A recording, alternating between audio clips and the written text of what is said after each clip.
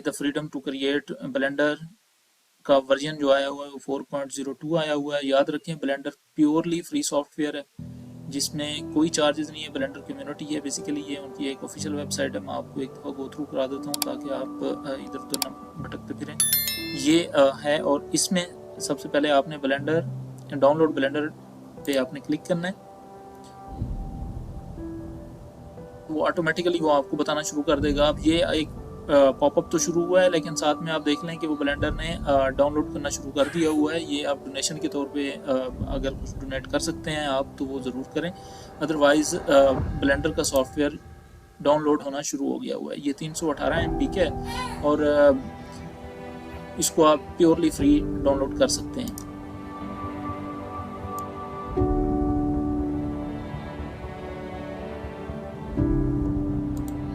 ये जी ब्लेंडर है, ब्लेंडर में मैं इसको डाउनलोड कर चुका हूँ। ये आपके सामने है। इसको मैं क्लिक करता हूँ तो वो इंस्टॉलेशन की तरफ फॉरवर्ड होता है। आप इनकी डायरेक्शंस को फॉलो करते जाएं और ये इंस्टॉल हो जाएगा। मैं आगे स्किप कर रहा हूँ इस प्रोसेस को क्योंकि मैं ऑलरेडी इसको इंस्टॉल कर चुका हूँ।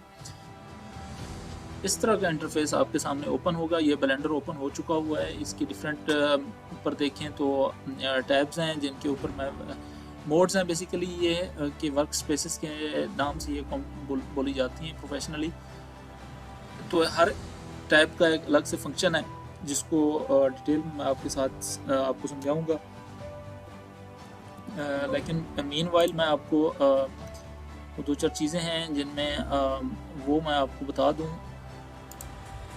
कि मैं माउस का बटन ज़रा ऑन कर लूं ताकि ये देख रहे हैं आपको जो की मैं प्रेस करूंगा वो आपको यहाँ पे मैंने जी प्रेस किया है तो वो आपको नज़र आना शुरू हो गया हुआ है। तो ये बेसिकली एक ऐड ऑन होता है, तो इसके बारे में मैं आपको बताऊंगा। ये माउस का भी बटन प्रेस करूंगा तो वो भी यहाँ पे शो होगा। तो ताकि ये इसलिए किया है ताकि आपके लिए आसानी रहे कि आपको पता चले मैं कौन से बटन इस्तेमाल कर रहा हूँ, कौन से मैं बटन प्रेस कर रहा हूँ।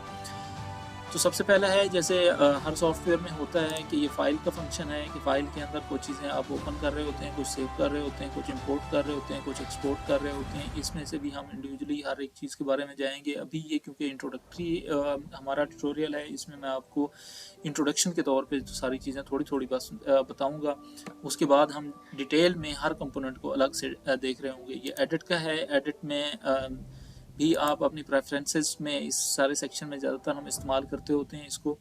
एंड देन हमारे पास रेंडर का है कि जिस तरह की आपने कोई प्रोजेक्ट किया है आप उसको रेंडर करना चाह रहे हैं तो उसके लिए हम रेंडर करते होते हैं, render image, render animation. And then windows हैं कि आप न्यू टैब विंडो ओपन करना चाह रहे हैं। कुछ चीज़ें आप पैरेलल चला रहे होते हैं, वर्क स्पेस कम हो जाती है तो आप डिफरेंट विंडोज़ ओपन कर लेते हैं। ये आपके लिए मैनुअल है कि आप बाज़ औक़ात कुछ चीज़ों को समझ नहीं आ रही होती तो आप यहाँ से हेल्प लेते होते हैं। एंड देन लेआउट है जिसमें अभी हम बैठे हुए हैं। ये आपको जो रेड वाला नज़र आ रहा है ये एक्स एक्सिस है और जो ग्रीन वाला नज़र आ रहा है ये आपके पास वाई एक्सिस है और जेड एक्सिस में वो हमने शो नहीं किया हुआ। और ये सेंटर जो आपको नज़र आ रहा है बेसिकली इसको हम कहते होते हैं 3D कर्सर।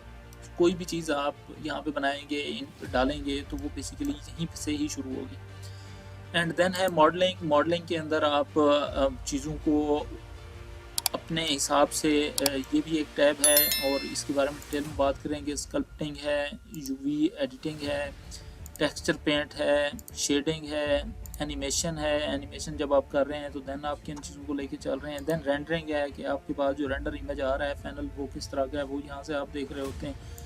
कंपोजिटिंग है कि आपने जब फाइनली कोई प्रोडक्ट अगर वो रेंडर किया है इमेज तो देन उसको फाइनल टच देने के लिए गो थ्रू करने के लिए आप इसका इस्तेमाल करते हैं। ज्योमेट्री नोड्स हैं और स्क्रिप्टिंग है कि अगर आप ब्लेंडर को कमांड देना चाहते हैं, आप हर काम करना नहीं चाहते, आपके पास स्क्रिप्ट है, आप यहाँ पे स्क्रिप्ट पेस्ट करेंगे ब्लेंडर ऑटोमेटिकली उस पर रन करके तो काम करना शुरू कर देता है। मैं वापस आ जाता हूँ लेआउट की तरफ। तो हमारे पास ये बेसिकली कलेक्शन होती है कि सारा वो मेन्यू शो हो रहा होता है कि कौन कौन सी चीज़ें आप ऐड कर रहे हैं। मिसाल के तौर पे यहाँ ऐड ऑब्जेक्ट से आप जाते हैं। मिसाल के तौर पे ये क्यूब आप ऐड कर रहे हैं तो ये क्यूब आ गया हुआ है तो आप यहाँ देखेंगे तो क्यूब आ रहा है। ये बेसिकली एक लिस्ट बनती जाती है रिसोर्सेज की कौन कौन सी चीज़ें आ रही हैं। और नीचे ये कैमरा है, कैमरा सेटिंग्स हैं। अब ये गो थ्रू मैं हर चीज़ से आपको कराऊँगा लेकिन ये एक इंट्रोडक्टरी एक बेसिकली हमारा वो चल रहा है, तो इसलिए मैं इसको डिटेल में नहीं अभी लेके जा रहा। ये हमारी टाइमलाइन होती है कि आप कौन से फ्रेम में चल रहे हैं, बेसिकली ये एनिमेशन में इस्तेमाल होती है। तो अगर इसकी बात करें अभी हम, ये हमारे पास बॉक्स आ गया हुआ है।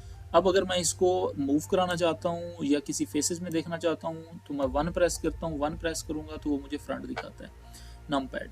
अब इसमें जो इम्पोर्टेंट चीज़ें हैं उनमें एक चीज़ ये भी है कि आप पर्सपेक्टिव तो कौन सा देख रहे हैं, यहाँ पे आपको शो हो रहा होगा कि आप फ्रंट में देख रहे हैं, इसी तरह आप ये टॉप पर्सपेक्टिव देख रहे हैं, इसी तरह आप ये राइट वाला देख रहे हैं, इसी तरह ये आप लेफ़्ट वाला देख रहे होंगे। तो इनके लिए मैं बेसिकली नमपैड पे 1, 7, 3 एंड 9 के बटन प्रेस कर रहा हूँ, तो वहाँ से ये चीज़ें आ रही हैं। माउस के सेंटर बटन को आप प्रेस करेंगे तो ये इसको आप इस तरह से रोटेट कर सकते होते हैं।